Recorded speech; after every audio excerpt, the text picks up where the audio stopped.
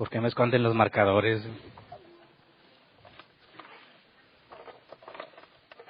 No quieren que escriba. Buenos días.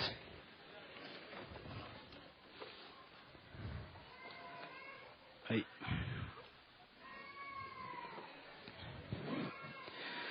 Vamos a continuar nuestro estudio de la serie de Fundamentos, serie que empezamos en octubre del año pasado y todavía no acabamos, ¿verdad? Hoy vamos a estudiar el tema número 77 y es la segunda parte de lo que estudiamos el domingo antepasado. El domingo pasado hicimos una pausa en nuestro estudio por el convivio navideño, ¿verdad? Hablamos sobre la estrella que vieron los sabios de Oriente. Y bueno, el evento que tuvimos y todo era para recordar y celebrar el nacimiento de Jesús.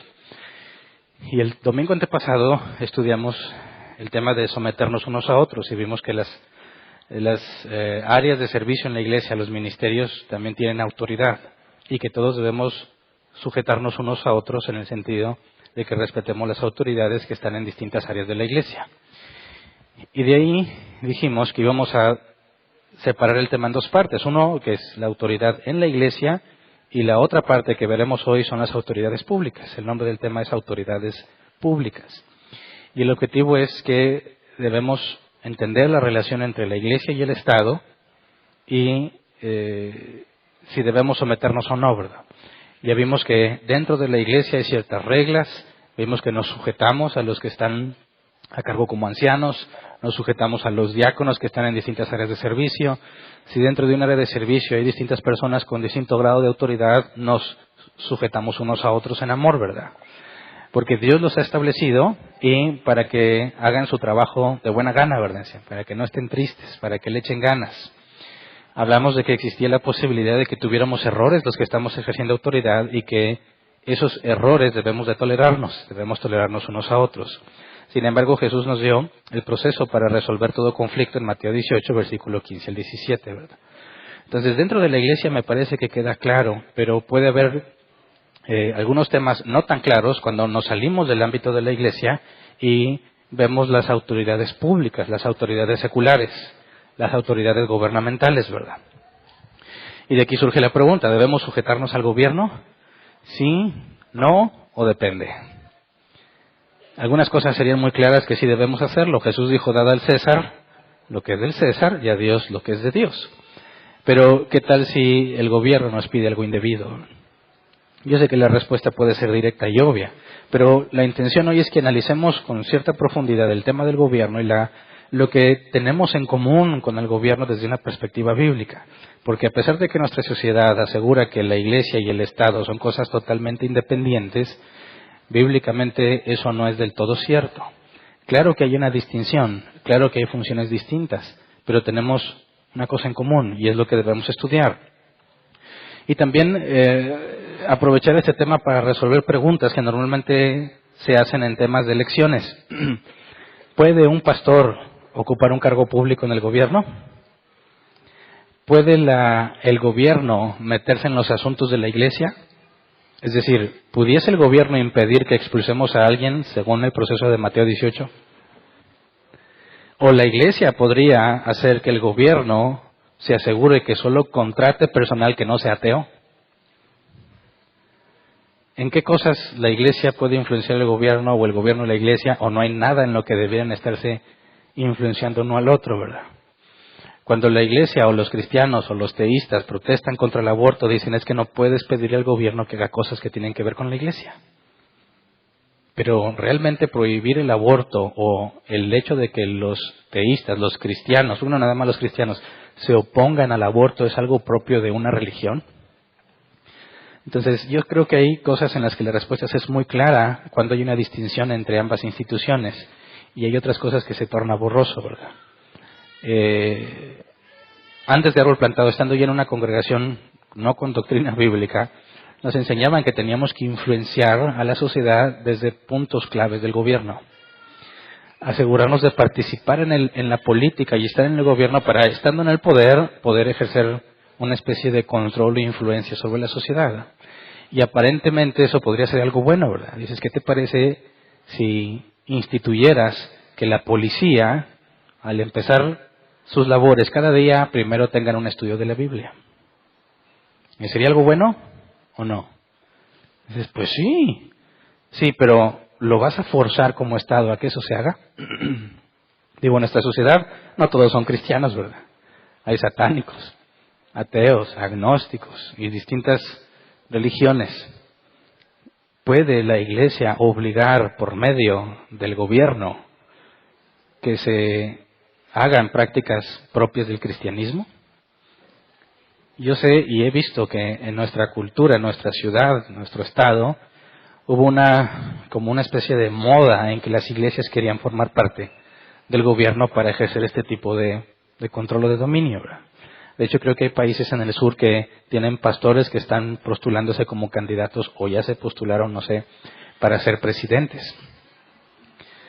¿Puede un político tener un área de ministerio en la iglesia o no? Entonces, por eso necesitamos analizar con más detalle qué es lo que la Biblia dice respecto al gobierno y cuál es la posición nuestra como iglesia, cuál es la posición del gobierno y cómo debemos relacionarnos unos a otros.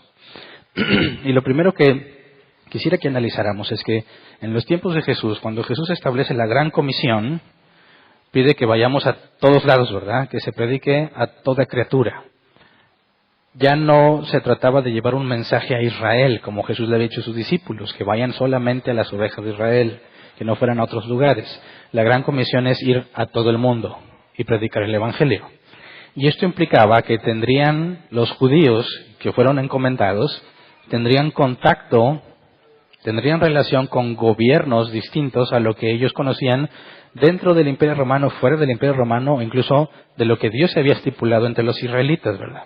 Sabemos que estando dominados por el Imperio Romano, ellos querían deshacerse del yugo de los romanos y poder implementar un reinado conforme a la Escritura. Y recordamos que en el Israel del Antiguo Testamento había dos instituciones de control, ¿verdad? O de influencia sobre las personas. Estaban los sacerdotes y estaba el rey. El rey era ungido por Dios, ¿verdad? O había sido establecido por medio de Dios. Y aunque eran dos instituciones separadas, no eran ajenas una de la otra, ¿verdad?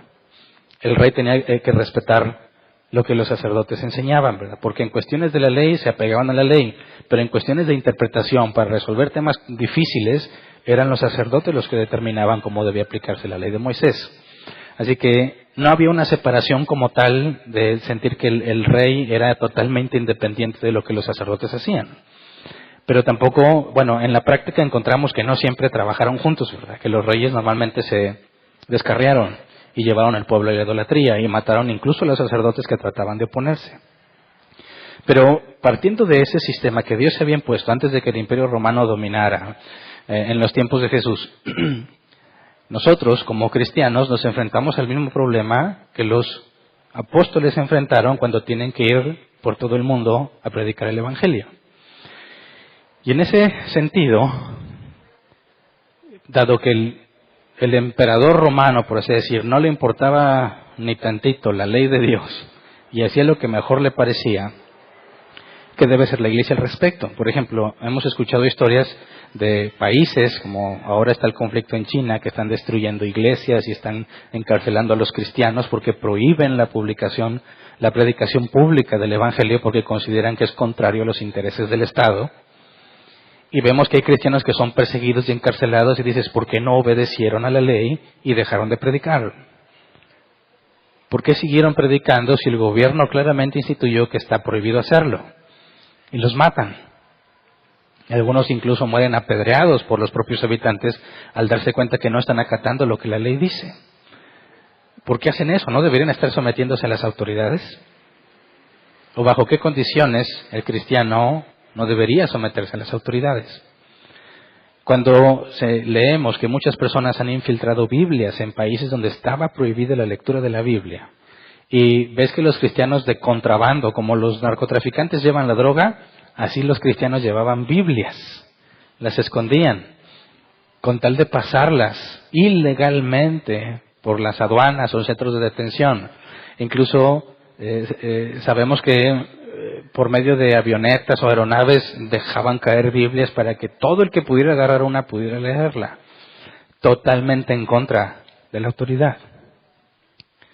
Entonces, este conflicto que encontraron los apóstoles, todos los que tratan de cumplir la gran comisión, como la noticia que hubo hace poco de un hombre que fue con la intención de evangelizar a una nación, una tribu no alcanzada en una isla, y lo mataron. Y obviamente algunos se burlaban diciendo, pues ¿cómo se le ocurre, verdad? Entre el gobierno y esa tribu en específica había un acuerdo de que no iban a tratar de contactarlos bajo ninguna razón, a petición de la propia tribu. Y este joven misionero no le importa, consigue quien lo lleve, lo llevan, tengo entendido por lo que leí, que estuvo máximo un par de días ahí y lo encontraron muerto. Su única intención era llevar el evangelio. Pero de acuerdo a esa tribu, no al gobierno de toda esa región, sino de acuerdo a esa tribu, estaba haciendo algo indebido. Entonces imagínate, vas a predicar el evangelio, pero hay un sistema de leyes propios de esa comunidad quizás a la que vas a alcanzar. ¿Cuál es tu relación con respecto a eso? Entonces, lo primero que debemos entender es cuál es el propósito del gobierno, desde una perspectiva bíblica. Pero muchas veces estamos los cristianos ajenos de lo que el gobierno hace, ¿verdad? Consideramos que son cosas totalmente separadas y pensamos que mientras menos nos involucramos, mejor.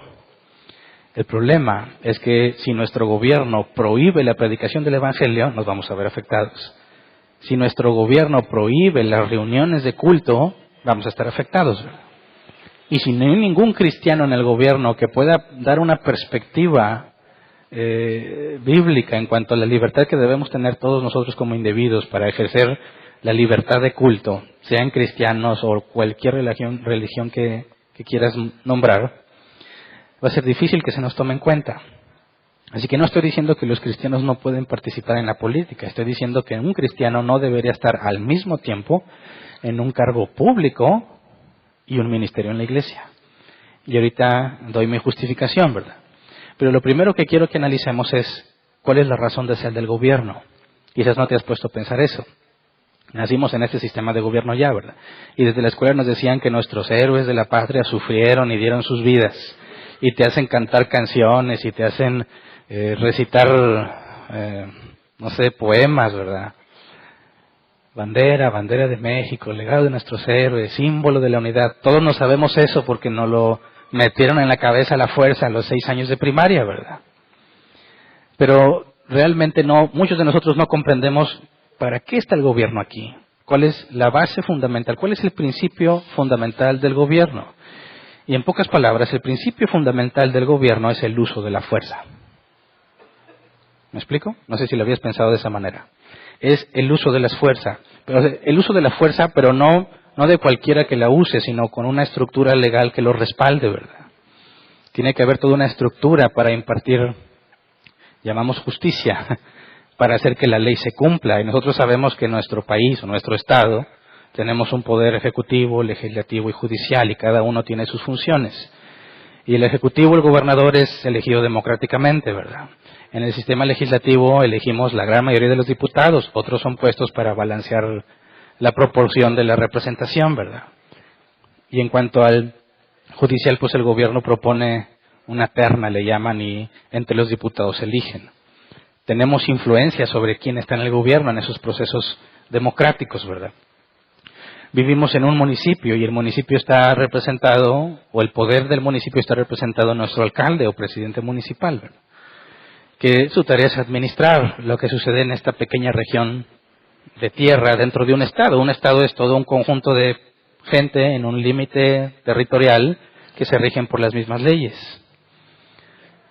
Entonces, en ese esquema, todo lo que la autoridad hace o la razón por la cual está ahí es para que pueda usar la fuerza legalmente otorgada, ¿verdad? No sé si me explico. Hay muchos tipos de estructuras en el mundo, ¿verdad? Muchas estructuras de gobierno.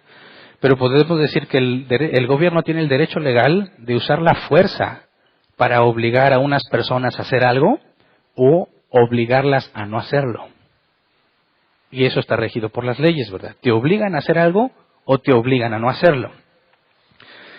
Se supone, y quiero hablar del término de la definición de lo que el gobierno debe hacer. Yo sé que nuestro gobierno dista mucho de esto. Pero lo que se supone que el gobierno debe hacer es usar esa fuerza para el bien común, ¿verdad? Y de ahí es donde surge el conflicto de cuál es el bien común, ¿verdad? Pero por lo pronto tendríamos que decir, y quiero registrarlo para que podamos sacar una conclusión. Se supone que la primera tarea fundamental del gobierno es preservar y proteger la vida humana, ¿verdad? Preservar y proteger la vida humana. ¿Esto qué es? Evitar la violencia, ¿verdad? No se vale en nuestro país que alguien llegue y te golpee por la nada. Sí pasa. Pero no se supone que eso es algo que la gente pueda hacer libremente. Hay una ley que indica que no te pueden violentar, ¿verdad? Ni a ti ni a tu propiedad, ¿verdad? Y si alguien te golpea, tú puedes ir a quejarte ante las autoridades para que se haga justicia. Pero en cuanto a preservar la vida y proteger la vida humana, el objetivo es evitar, y lo voy a apuntar aquí, evitar la violencia.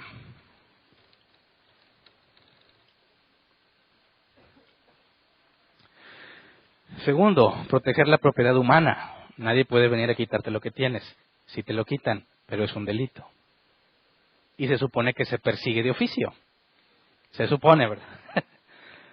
Porque sabemos que en medio de la corrupción y la enorme carga de trabajo que nuestro gobierno pueda tener, puede ser incluso que no se te haga justicia. Pero por definición se persigue como un delito a todo aquel que trate de robarte, hacer uso indebido o destruir tu propiedad, ¿verdad? Entonces, en este caso, tendría que ver con el robo o uso indebido de lo que es tuyo, ¿verdad? Luego, se supone que el gobierno regula los acuerdos, respalda contratos y asegura pesos y balanzas, ¿verdad? Si tú detectas que en alguna tienda a la que fuiste están alteradas las básculas, puedes ir a quejarte con la ley, ¿verdad? Si alguien dijo que te iba a hacer un trabajo y le pagaste y no te cumplió, puedes ir a quejarte con la ley, ¿verdad? ¿Eso en qué se resume? En que busca evitar la injusticia.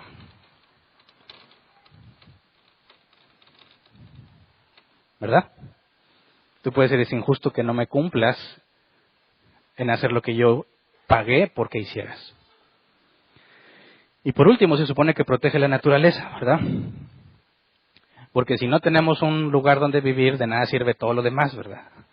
Porque quizás nadie te roba, quizás nadie te hace violencia, pero no puedes vivir en este lugar porque está todo destruido, porque los recursos se acabaron, porque no hay agua.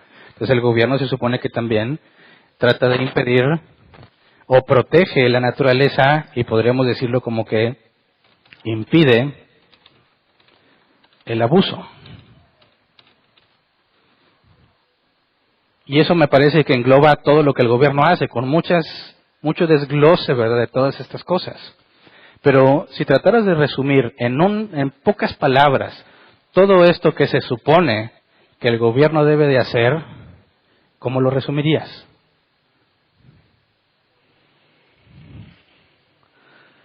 Yo creo que así se puede resumir. Refrenar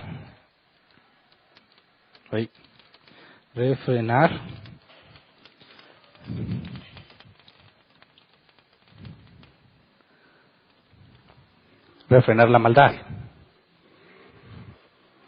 Dime si todo esto no es maldad.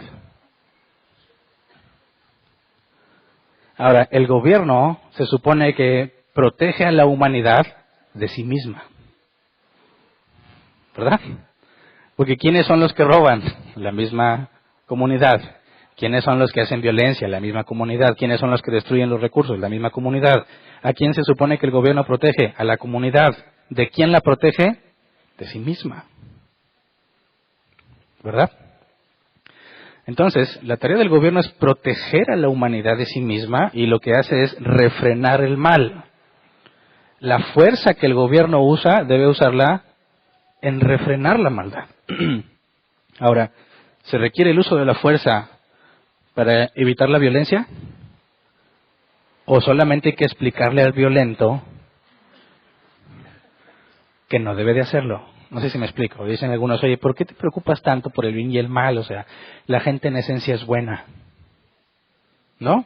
Dicen, pues, no ve los comerciales de Coca-Cola y todos son buenos, todos son buenas personas. Lo único que necesitan es que les tengas un poco de paciencia y les expliques que nosotros como comunidad queremos un bien común y que no puede funcionar así en nuestra sociedad. Así que quizás deberíamos tener alguien que dialogue con estos violentos para que los haga entrar en razón. ¿Tú crees que va a funcionar? Hay muchas personas que piensan que esa es la solución y que en ninguna forma el gobierno debería obligar a las personas a hacer algo que ellos no quieren hacer. Dicen, el gobierno no debe obligarte a hacer algo que tú no quieras hacer. ¿Qué tal si lo que yo quiero es robar?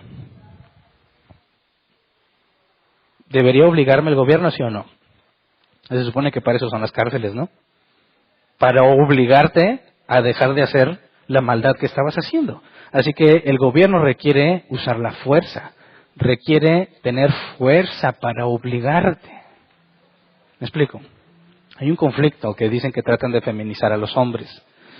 Algunos consideran que el sistema heteropatriarcal que vivimos y todo ese asunto, que nosotros los hombres están en poder de todo y quieren menospreciar y minimizar a las mujeres y que debe de cambiarse y que los hombres son un peligro para la sociedad porque inherentemente, naturalmente son más fuertes que las mujeres y se aprovechan. Hay que eliminar esa fuerza y ese control y minimizarlo y a eso le llaman feminizar a los hombres.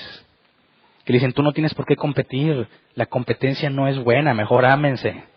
Díselo a un grupo de niños que están jugando fútbol y que se dividieron en equipos y diles, no se trata de competir, se trata de que todos seamos ganadores. ¿Funciona? ¿O no? Dice, oye niño, tú eres fuerte y lo que sea, pero no debes de ser así, no debes usar la fuerza bajo ninguna circunstancia. Tú lo que debes hacer es respetar y amar a todos por igual. Una característica de los niños es que siempre se están peleando, ¿verdad? ¿Y cuál es la forma en la que un hombre le puede demostrar amor sin parecer gay a otro hombre? Una mujer le puede decir a la otra mujer, te amo mucho, amiga, ¿verdad? Pero tú díselo eso, tú hombre, dile a tu amigo, te amo mucho, y te van a tener miedo. Dice, ah, caray, ¿de qué me estás hablando, Hernán, verdad? Una mujer le puede decir a otra, te hice esta cartita, y la amiga dice, ay, qué bonito, besito y la guarda, ¿verdad? Tú como hombre, ¿podrías darle una cartita a otro hombre? Y dices, no, jamás. ¿Cómo le demuestra un hombre a otro hombre que le ama? Varonilmente, con un buen golpe. Y mientras más le duela, mejor. ¿Sí o no? Hombres, por favor. Si tú ves que dos niños están nomás de que se están pegando y dices, ¿por qué? ¿Por qué no se aman? Oh, pero así se están amando. No sé si me explico. Pero ven un conflicto ahí. No se dan cuenta que incluso eso tiene un porqué. Porque los hombres compiten, quieren ser los más fuertes, pero aún eso es dado por Dios. Y ahorita vamos a ver más adelante por qué. Porque el uso de la fuerza es necesario para reprimir el mal. Si el gobierno no tiene fuerza, solo se convierte en un sistema complejo y costoso de entrega de sugerencias. ¿Me explico? Vas y te quejas, oye, me mató a mi familia. Y el gobierno diría, ay, ¿por qué no hacemos esto? Te sugiero que vayas a una sesión psicológica para que te evalúen, para que saques ese coraje y ese odio interno. Y no es necesario que te encerremos, o sea, no es necesario que hagamos algo en contra de tu voluntad. Yo te respeto. Yo sé que tú tuviste tus razones para ir a matar a los otros. Pero quizás por medio de este estudio psicológico y estas sesiones vas a ser una mejor persona. No lo puede obligar, sino simplemente sugerirle o tratar de mostrar el camino. Eso para nada va a funcionar. ¿Me explico? Cuando te vas a dormir en tu casa, cuando ya apagas todas las luces, ¿cierras con llave tus puertas? ¿Por qué? ¿Porque sabes que toda la gente es buena y que un diálogo es suficiente, o porque reconoces que la maldad es mucha? ¿Me explico? Ahora, cuando hablamos del gobierno, muchas veces pensamos en corrupción y que ponen a su familia en puestos importantes y buscan beneficiar a su partido político, pero no estamos considerando la esencia que hace necesario el gobierno. Cuando vemos que el gobierno necesita el uso de la fuerza para poder cumplir con lo que se supone que debe de cumplir, llegamos a la conclusión de que el gobierno restringe la libertad de las personas. Decimos, yo vivo en un país libre. Ah, sí. Nuestro estado, Nuevo León, me otorga libertad. Sí. Pero no eres totalmente libre. No eres libre para robar. Puedes tratar de hacerlo, y incluso puedes hacerlo, pero se supone que la justicia te va a perseguir. No soy libre para defraudar. No soy libre para no pagar predial. Mis libertades son restringidas, así que se vuelve algo muy serio. Porque si el cristiano no se involucra en las leyes que se están promulgando, ¿cómo sabes si lo que se está promulgando es efectivo para refrenar el mal? Y sobre todo, partiendo de que el gobierno no puede tener una definición del mal si se considera ajeno a Dios. Entonces, fíjate bien, el gobierno trata, se supone, de refrenar la maldad y le otorgamos el uso de la fuerza. Puede obligar a las personas, puede restringir la libertad de las personas para forzar a que no se cometa maldad. ¿De dónde recibe esa autoridad? Dicen algunos, se la dimos todos. Digo, estamos en un sistema democrático, ¿no? No puramente democrático, somos una república, hay una constitución que nos da derechos a todos, ¿verdad? Y luego democráticamente se seleccionan o se eligen los líderes. Pero, ¿de dónde viene la autoridad que el gobierno tiene? Dicen algunos, de la propia sociedad que se lo dio. Pero ese es un problema, porque esa definición parte de la idea de que el gobierno no tiene nada que ver con Dios, que el gobierno no tiene nada que ver con las cosas de Dios. Pero entonces, esa autoridad que se supone que es para refrenar el mal, si la sociedad se la da, ¿realmente sirve para esto? Por ejemplo, en la Alemania nazi, todos votaron a favor de hacer lo que hicieron, ¿verdad? Se hacían consultas públicas y la gente estaba a favor. La gente públicamente admitió que los judíos, los gitanos, los homosexuales y no me acuerdo cuántos más, eran una raza inferior demostrado por la ciencia, porque supuestamente se demostraba que ellos eran más primates que humanos. Entonces, científicamente aseguraban que ellos eran una raza superior. Y toda la comunidad le dio a su gobierno la autoridad para ejecutar las acciones que ejecutaron. ¿Realmente estaban refrenando la maldad? Claro que no. Hoy en día eso es una abominación. Pero fíjate qué complejo sería sentar a un oficial de los nazis y tratar de juzgarlo por sus acciones. Que te vamos a juzgar porque lo que hiciste está mal. Diría, ¿por qué está mal si yo era de la autoridad? Si toda la gente me dio su permiso para hacerlo. ¿Dónde está lo malo que hice? ¿Te das cuenta del problema? No puedes decir, el gobierno tiene la autoridad que la gente le dio, porque ¿qué clase de gente le está dando la autoridad, verdad? Y dicen que ese es el peligro de la democracia, que a todos nos dieron el mismo derecho de votar. Y entonces la gran mayoría de nosotros somos ignorantes, no podemos ejercer con sabiduría nuestro voto, ¿verdad? Pero ahorita vemos de todas esas deficiencias que hay en el esquema humano. Ahorita estamos hablando del objetivo, de lo que se supone que debe de ser. Así que la autoridad que el gobierno tiene no puede provenir solamente del consenso de sus ciudadanos, porque eso no garantiza que refrene la maldad, tal como ya lo vimos en la Alemania nazi, o en los sistemas socialistas, en China, en Rusia, que mataron a millones de personas con pleno uso de la autoridad legal. Por eso la autoridad no puede venir de la gente. Notemos lo que dice el apóstol Pablo en Romanos 13, versículo 1 al 2.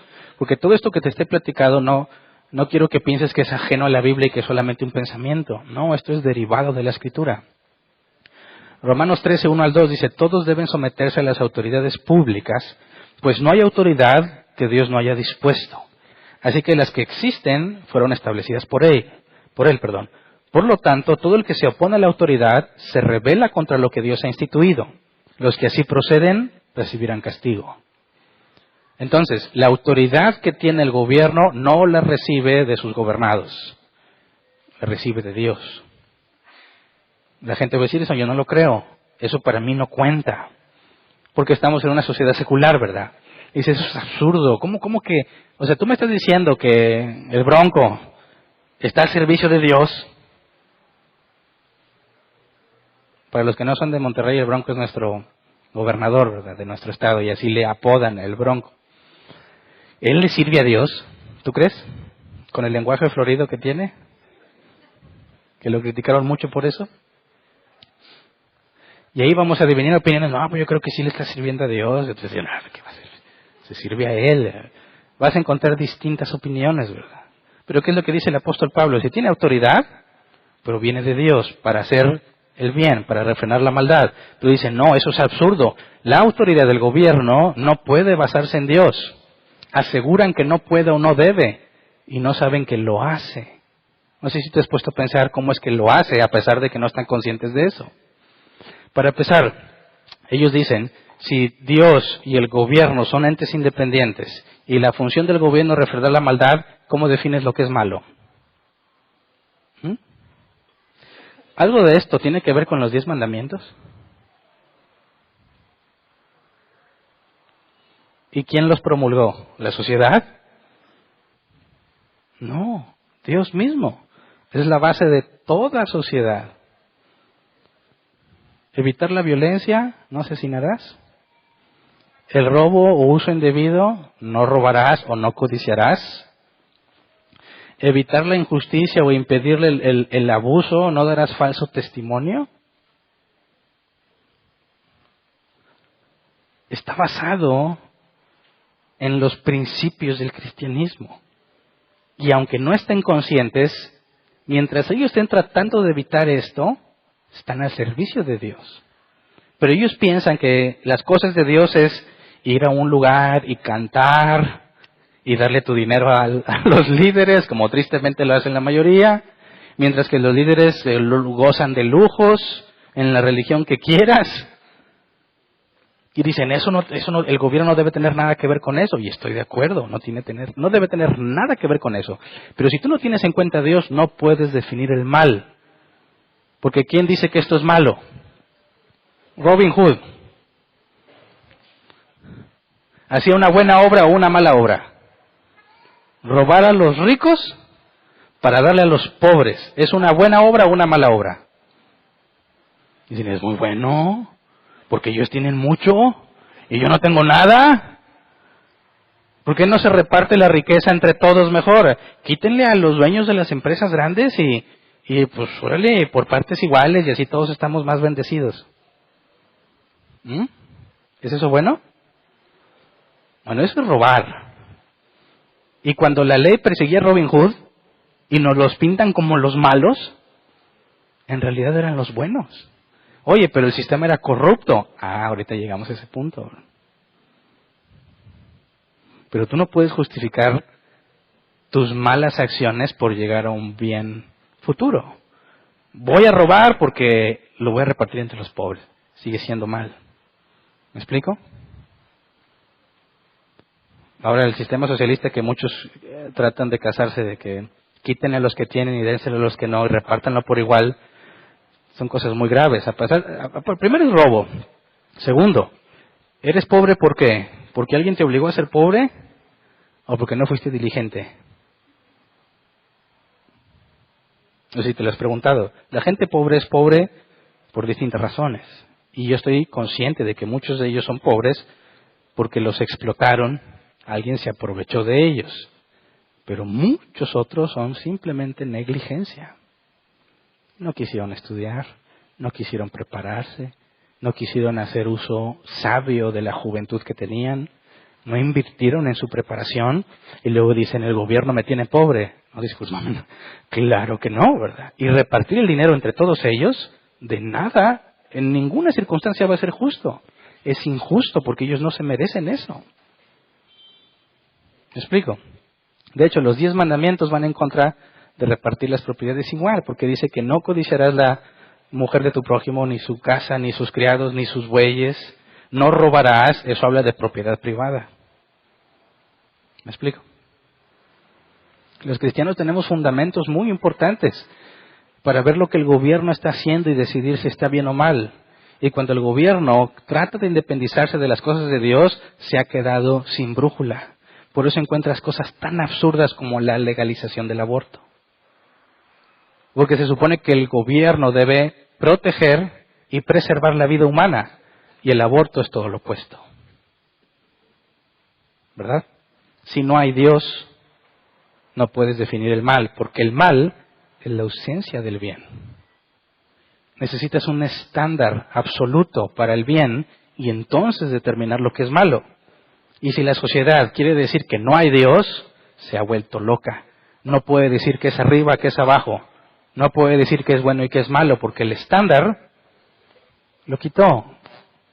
Y van a poder decidir igual que la Alemania nazi decidió. Es bueno que matemos a los judíos. ¿Me explico? La autoridad que tiene el gobierno fue recibida por Dios, aunque el gobierno no esté consciente. Y es un peligro que el gobierno haya decidido ser independiente del único estándar del bien absoluto que existe. ¿Me explico? Entonces, Romanos 13, 3 al 4. Nos dice Pablo que toda autoridad es puesta por Dios, ¿verdad? Y el gobierno recibió autoridad de parte de Dios. Versículos 3 y 4. Porque los gobernantes no están para infundir terror a los que hacen lo bueno, sino a los que hacen lo malo. ¿De qué está hablando? De esto, ¿verdad? Fíjate bien que no lo estoy inventando. Está hablando de refrenar la maldad. ¿Quieres librarte del miedo a la autoridad? Haz lo bueno y tendrás su aprobación. Pues está al servicio de Dios para tu bien, pero si haces lo malo, entonces debes tener miedo.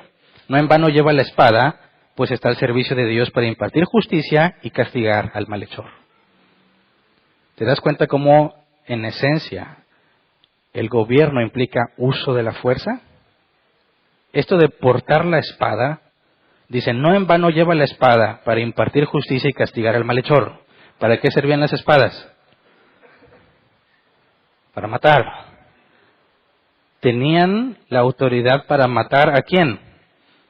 Al que hace lo malo. Y la primera referencia que tenemos al uso de la espada después de la caída del hombre está aquí en Génesis 3, 23 al 24. Génesis 3, 23 al 24. Después de que Adán y Eva comen del fruto, Dios los expulsa del Edén, ¿verdad? Dice, entonces Dios el Señor expulsó al ser humano del jardín del Edén para que trabajara la tierra de la cual había sido hecho. Luego de expulsarlo, puso al oriente del jardín del Edén a los querubines y una espada ardiente que se movía por todos lados para custodiar el camino que lleva al árbol de la vida. Ahora pregunto yo, ¿para qué era esa espada? ¿Nomás para delimitar el territorio del jardín del Edén? ¿O para que cualquiera que quisiera pasar sea consumido? ¿Te fijas cómo el uso de la fuerza fue necesario después de la caída para refrenar la maldad? ¿Cuál iba a ser la paga del que quisiera entrar al jardín? Muerte. ¿No es lo que dice la Escritura? Que la paga del pecado es muerte. Ahora, esta espada revolvente está puesta para refrenar la maldad humana, para que no vaya en contra de lo que Dios ha establecido, porque cuando Dios los expulsó, ya no pueden entrar. Y entonces se usa la fuerza para asegurarse que se cumpla lo que Dios ha estipulado. ¿Por qué? Porque somos una raza caída. La maldad es inherente en nuestro cuerpo. Nadie busca lo bueno, dice la Escritura. Nadie busca a Dios. No hay ni uno bueno, ninguno. Ahora esto nos lleva a reflexionar. Si Dios ha concedido el poder de la espada al gobierno, ¿es válida la guerra?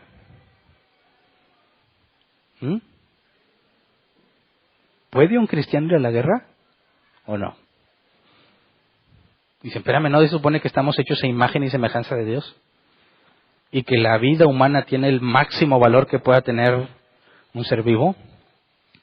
Y luego me dices que un cristiano puede hacerse soldado e ir a matar civiles en la guerra. ¿Es eso posible? Bueno, bíblicamente hablando, tendríamos que entender primero por qué de esa guerra. En el pueblo de Dios, los israelitas entraron en guerra muchísimas veces.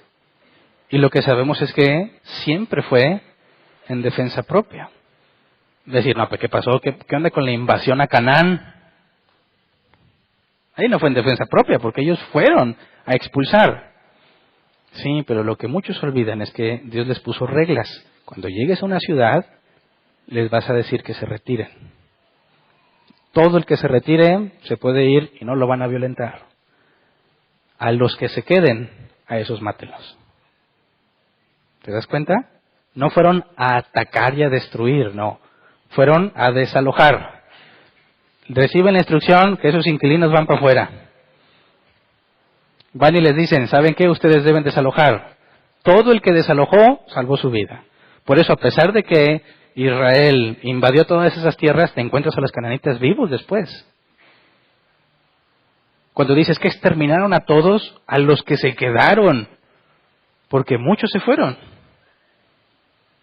No fueron a invadir en el sentido de que esta es mi tierra y ya. Primero se les instruye que por el Dios que tiene toda autoridad deben desalojar esa tierra. Se resisten, entonces se usa la espada. Y es lo mismo que sucede si no te quieres salir de una casa que no es tuya.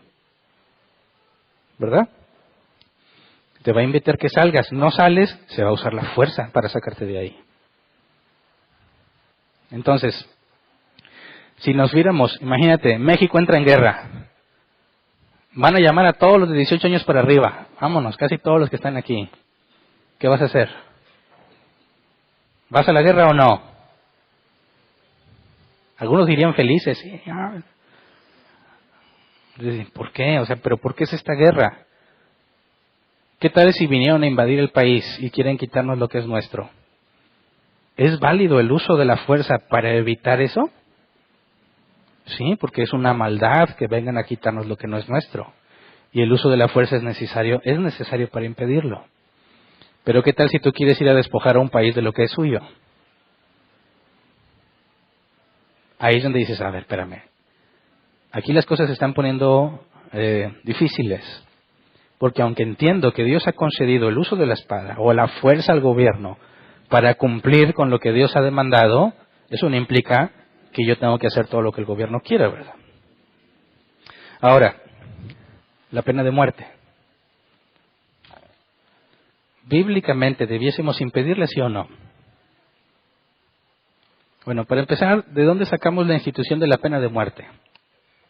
¿No dije hace unos minutos que la Biblia dice que el que peca, que muera, y dice irremisiblemente en la Reina Valera 60? En hebreo dice que muera, o sea, tiene que morir. ¿Qué le pasó al primer hombre que desobedeció el día de reposo en el tiempo de Éxodo de los israelitas? Acababan de dar la instrucción, todos habían aceptado. Órale, primer día de reposo. Y uno sale juntando la leña. ¿Qué acababan de decir? Que eso estaba prohibido. Y le valió. Lo vio la gente y ándale, se lo llevaron a Moisés. ¿Qué debemos de hacer con este? Mátelo. Y decía Dios que eso eliminaría la maldad entre el pueblo. Ahora, ¿se vale matar a quien sea? Claro que no. Se tiene que asegurar que se está refrenando la maldad. ¿Me explico? Son temas que algunos consideran muy difíciles de decidir, pero la Biblia es clara al respecto. Dices, no, Dios no quiere la pena de muerte. Explícame, al menos a ese primer hombre que murió por recoger leña en día de reposo. Explícame el diluvio. Ahora, yo puedo decir, bueno, yo voy a hacer justicia y yo lo mato. No, por eso tiene que haber una estructura con autoridad legal para llevar a cabo el uso de la fuerza entre la sociedad.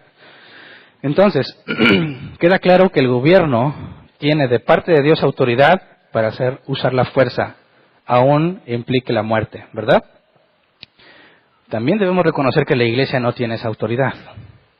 Esa es una de las principales cosas que nos distinguen de los musulmanes. Los musulmanes dicen, te conviertes a nuestra religión o te mueres. Con el uso de la fuerza legal. Nosotros entendemos que la iglesia, bíblicamente hablando, no tiene ese poder. Vamos a Mateo 16, 19. Aquí Jesús le habla a Pedro y dice, te daré las llaves del reino de los cielos. Todo lo que ates en la tierra quedará atado en el cielo, y todo lo que desates en la tierra quedará desatado en el cielo. Y dicen nuestros amigos católicos romanos, pero eso es de Pedro. No, vamos a Mateo 18, 18. Mateo 18, 18, después de explicarnos del 15 al 17 el proceso de la disciplina, dice, les aseguro que todo lo que ustedes desaten en la tierra quedará atado en el cielo, y todo lo que desaten en la tierra quedará desatado en el cielo. Así que no es una autoridad que tenía Pedro, sino toda la iglesia. Las llaves del reino, es como Jesús le dijo a Pedro. Esa es la autoridad de la iglesia. Y no tiene la iglesia en ningún momento la autoridad para usar la espada, autoridad que sí tiene el gobierno, ¿verdad? Así que hacemos distinción entre la autoridad delegada a la iglesia y la autoridad delegada al gobierno. Y son, influencias distintas. El gobierno usa la fuerza, la iglesia, el poder de la palabra de Dios. La iglesia se encarga de lo espiritual, y no estoy hablando de cosas metafísicas, sino del crecimiento de los hijos de Dios, del servicio entre los hijos de Dios, la edificación de los que son hijos de Dios. Y es exclusivo para los hijos de Dios, mientras que el gobierno es para todo género humano. El gobierno dice, Dios, tú debes refrenar el mal y te doy la autoridad. A la iglesia dice, tú debes llamar a mis elegidos. Así que si hay una separación entre la iglesia y el Estado, ¿verdad? No hacemos lo mismo. Tenemos autoridades delegadas por el mismo Dios, pero en ámbitos totalmente diferentes. Por eso es que nosotros no podemos entrar al gobierno y obligarlos a ser cristianos. No podemos entrar a un puesto de gobierno y obligarlos a hacer prácticas que corresponden a los cristianos. Porque el Evangelio lo predicas a toda criatura, pero solo los elegidos responden. Nuestra influencia entre la sociedad está delimitada por los elegidos de Dios y para los pobres y los necesitados en cuanto a la ayuda y la misericordia. El gobierno tiene poder, autoridad para obligar a que dejen de hacer lo malo. Entonces, ¿el gobierno podría involucrarse en la iglesia para evitar que alguien sea expulsado? ¿De qué me estás hablando? No tiene nada que ver. La iglesia debería involucrarse en el gobierno para obligar a la gente a hacer prácticas cristianas. ¿De qué me estás hablando? Eso no tiene nada que ver. De la autoridad que Dios delegó, no puede haber mezcla. Y vamos a un ejemplo, el caso del rey Usías. Segunda de Crónicas 26, 16 al 21.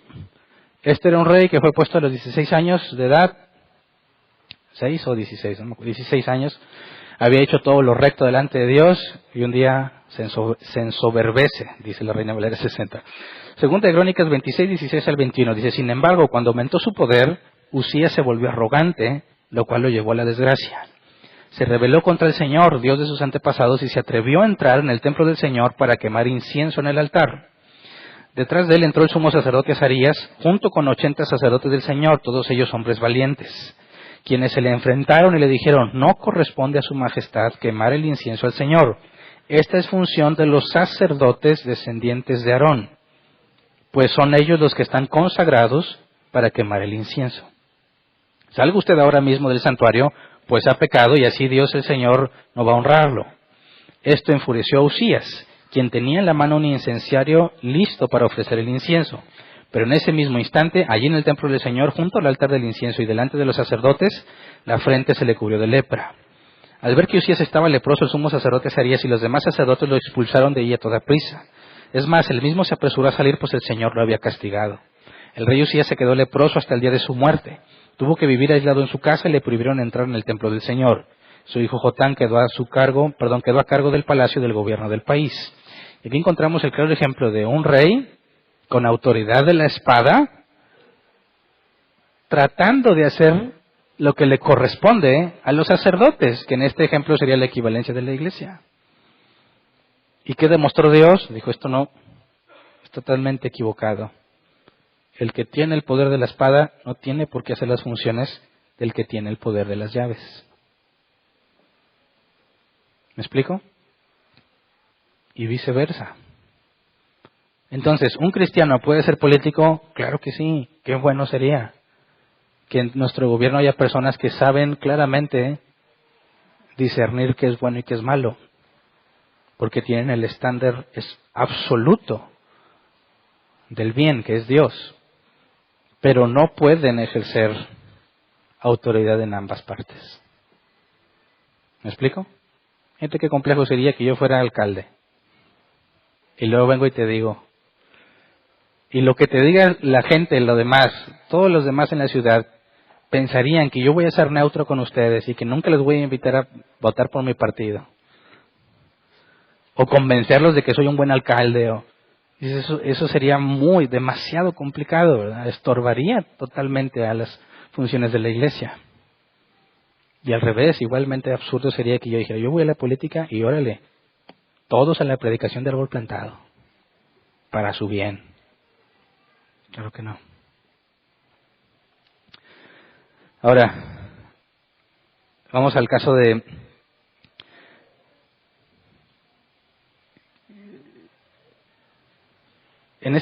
antes de pasar a este caso, para no adelantarme, veamos el caso del gobierno corrupto. Cuando el apóstol Pablo nos dice que la autoridad fue puesta por Dios, ¿verdad?, y que solo el malo debe tener temor, eso no aplica con lo que estamos viendo en países como China, donde los cristianos que no han hecho nada indebido están temerosos de que el gobierno los aprisione y los mate. Esto que está describiendo Pablo, esto que nos escribe, no es una descripción de lo que era el gobierno, sino que es la definición de lo que el gobierno debería de ser. Y sabemos que en la realidad dista mucho nuestro gobierno de lo que debiera ser. ¿Me explico? En nuestro sistema se puede librar de ser castigado el que tiene dinero, ¿verdad? Aunque seas inocente, pero sin dinero, difícilmente vas a poder recibir justicia. Y si eres culpable pero tienes dinero, es bien probable que te salgas con la tuya. Así que no estamos diciendo que nuestro gobierno es perfecto. De hecho, es imposible que sea perfecto, porque ¿quién lo compone? A decir, impíos. No. Seres humanos, incluyendo a nosotros. ¿Y cuál es la característica de todo ser humano? Que es pecador. Oye, ¿y los cristianos? También. Tú no digas, todo sería distinto si los cristianos eran los que gobernamos. No, mientras estés en este cuerpo, sigue siendo el mismo problema, ¿verdad? Así que todos podemos concluir que cualquier sistema de gobierno en este mundo va a fallar. ¿Por qué? Porque quienes lo llevan a cabo, quienes lo administran, quienes lo encabezan son seres humanos. Ahora dice el apóstol Pablo en el versículo 1 de Romanos 13, todos debemos someternos a las autoridades públicas, pues no hay autoridad que Dios no haya dispuesto, así que las que existen fueron establecidas por Él. De manera que no nos está diciendo que obedecemos porque es un buen gobierno, sino porque la autoridad que recibe fue dada por Dios. Así que obedecer al gobierno en última instancia implica obediencia ¿a quién? A Dios. Un ejemplo muy simple. Si yo le digo a uno de mis hijos, ve y dile a Dael, y él ve y dile a tu hermana que me traiga algo, y una de mis hijas dice, ¿tú quién eres, Dael, para darme órdenes a mí? No tengo por qué. Yo nomás obedezco a mi papá. Al desobedecer a Dael que yo le envíe, ¿no es desobedecerme a mí? Ese es el mismo principio que pone el apóstol Pablo. La autoridad del gobierno no es del gobierno, fue dada por Dios. Y si tú no te sometes al gobierno, estás en desobediencia a Dios. Estás pecando, ¿verdad? Y fíjate lo que dice el apóstol Pedro. Primera de Pedro 2, versículo 13 al 15. Sométanse por causa del Señor a toda autoridad humana, ya sea al rey como suprema autoridad o a los gobernantes que le envía para castigar a los que hacen el mal y reconocer a los que hacen el bien. Porque esta es la voluntad de Dios, que practicando el bien hagan callar la ignorancia de los insensatos. Tanto Pedro como Pablo están hablando de un gobierno que los mató, ¿verdad? Tanto Pablo como Pedro murieron en manos del Imperio Romano. Y sin embargo te dicen que los obedezcas. Sométanse por causa del Señor. Y eso es lo importante. Que así como dijimos que en la iglesia los que tienen autoridad van a tener errores, y como quiera nos soportamos y nos toleramos, pero se debe de buscar justicia, ¿verdad? Dentro del procedimiento que Jesús enseñó, lo mismo sucede con el gobierno. Nos sujetamos al gobierno no por la calidad de gobierno que tenemos, sino por quién le dio la autoridad al gobierno. A ellos les costó la vida. Y aún así, obedece. Porque en última instancia no estás obedeciendo al gobierno, sino a Dios. Oye, pero ¿qué pasa si me piden cosas injustas? ¿Qué tal si los impuestos son muy altos? Lamentablemente, Jesús dijo, dad al César lo que es del César. No hay excusa para no hacerlo, ¿verdad? Fíjate bien, ¿quién es la máxima autoridad? Mateo 28:18 dice, Jesús se acercó entonces a ellos y les dijo, se me ha dado toda autoridad en el cielo y en la tierra. Entonces, en el sexenio anterior en nuestro país, Peña Nieto, en última instancia, ¿quién puso a Peña Nieto en el poder? Dios. Nada sucede sin que Él lo permita. Él es la máxima autoridad. Y nosotros no podemos decir, no, nos importa poco lo que tú quieres, Dios, entonces vamos a votar. Es absurdo, porque al momento de estar haciendo lo que haces, ya estás haciendo lo que Dios había definido. Ahora, ¿quién eligió a AMLO? Dios. Y podrías decir, oye, me parece que es un pésimo gobernante, quizás Peña Nieto, porque ya acabó su sexenio. Y algunos dicen, te aseguro que AMLO va a ser un pésimo gobernante, aunque todavía no sabemos qué va a pasar. Pero en cualquiera de los dos casos, es Dios quien lo puso ahí. ¿Y qué se le demanda al cristiano? Que se someta a la autoridad. Así que se vuelve muy complicado ver a los cristianos echándole pestes al gobierno. Porque a fin de cuentas, ¿con quién se están quejando? Con Dios. Ahora, no significa que no puedas expresar lo que te parece mal, pero otra cosa es que reniegues de la autoridad que tiene, porque fue puesta por Dios. ¿Verdad? Fíjate bien, tú te puedes quejar que porque el aeropuerto y que porque la consulta y que no es representativa y tantas cosas que pasan aquí. Dime si Pedro y Pablo no tenían mayores razones para quejarse. Quemaban a los cristianos como antorchas vivas, solamente por no negar a su fe en Cristo. Los daban como alimento a los leones y a las bestias. No tendrían que decir, a ver, ahí va la carta a los Corintios. No, hombre, este gobernador, no, está bien mal. Y órale, desahogarse contra el emperador. No ves nada de eso. ¿Qué es lo que dice? Sométanse. Cualquiera le puede decir, oye, pero Pablo, mira lo que nos están haciendo. No por ellos, por causa del Señor. Cuando Jesús fue llevado ante Pilato, le dice Pilato, ¿no sabes que yo tengo autoridad sobre ti? ¿Qué le dijo Jesús? No tendrías esta autoridad si no te fuera dado de arriba. Y Jesús dejó que lo maltrataran, lo hicieran sufrir y padecer tanto y lo mataran injustamente porque el gobierno así lo había definido. Y Jesús se sujetó a esa pésima decisión del gobierno porque en última instancia es Dios quien lo permitió. Así que los cristianos no podemos estar haciendo eso que muchos hacen en redes sociales, de usarlo como un método de desahogo y decir de todo lo que creen de las autoridades y de todo eso. Eso va en contra de los testimonios que encontramos en la Escritura. Sí podemos usar los medios legales que se nos permita para quejarnos, para solicitar que se cambien leyes o que no se promulguen leyes.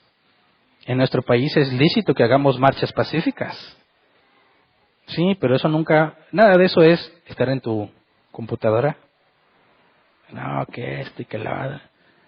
No, ¿por qué no te organizas una marcha, algo que realmente vaya a ser un cambio en lugar de estar desahogándote en las redes sociales que no llevan a ningún lado?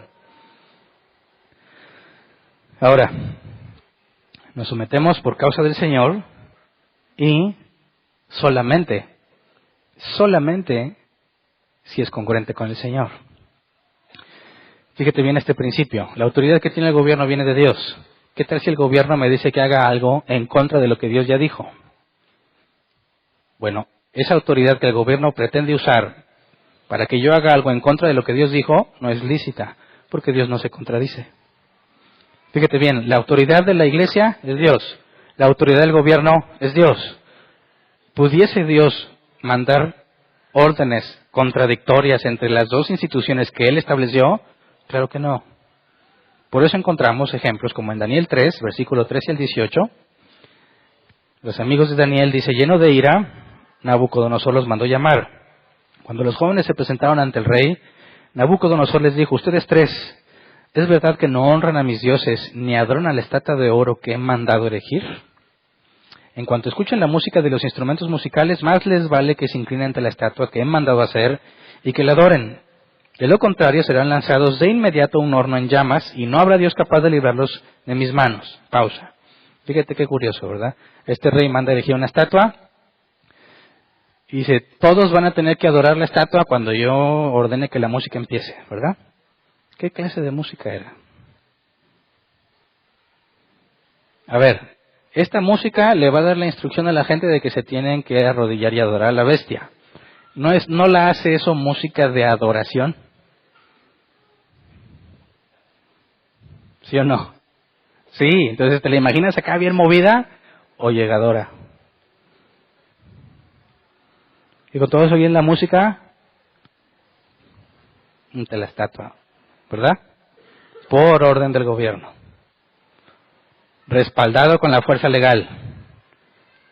¿Qué dicen los amigos de Daniel? Versículo 16. Sadrach, Mesach y Abednego le respondieron a Nabucodonosor, no hace falta que nos defendamos ante su majestad. Si se nos arroja al horno en llamas, el Dios al que servimos puede librarnos del horno y de las manos de su majestad. Pero, aun si nuestro Dios no lo hace, sepa usted que no honraremos a sus dioses ni adoraremos a su estatua. Pongamos atención a esto. Si organizaron ellos una revuelta para rebelarse contra lo que la autoridad había establecido, no. Llamaron a todos a no dejarse gobernar por este tipo de leyes absurdas, no, simplemente ellos no lo hicieron. Dice, hey, te vamos a aplicar todo el rigor de la ley.